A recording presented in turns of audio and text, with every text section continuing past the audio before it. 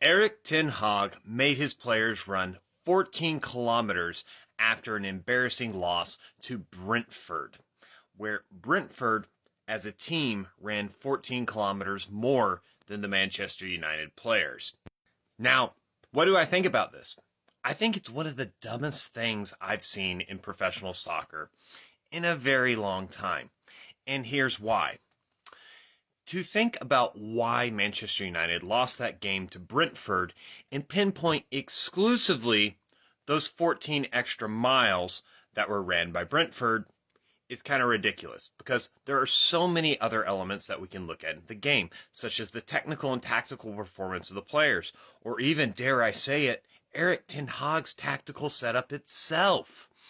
Not to mention even on the physical qualities of the game. How many times were Manchester United players maybe beaten in a foot race, proven less agile than the Brentford players? But nope, it was their lack of long distance running. Erik Ten Hag got it. Wrong. Erik Ten Hag is probably a very, very good soccer coach. He wouldn't be at Manchester United and Ajax before that if he wasn't. But one thing he is not is a strength and conditioning coach. And deciding to make them run that long of distance after a loss didn't do anything to make them better soccer players, and it might have actually hindered recovery and performance for their next games because they accumulated a lot of extra fatigue without much benefit because they could have spent that on many other things that are going to make them better players. They could have actually worked on the technical and tactical stuff that they got wrong in that game. They could have worked on their speed. They could have literally just allowed more recovery to be fresher for their next game.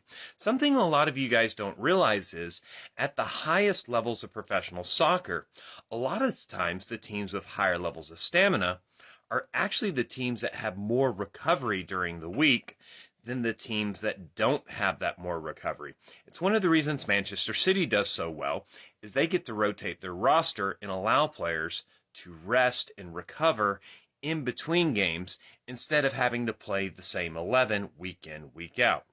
But at the end of the day, once again, guys, if your only argument is so-and-so big name coach did this and they're a good team, it shows that you don't really know much about exercise science or sports physiology, and you're really just tied to tradition. You have an emotional attachment to the idea of long-distance running, and you need to get over it.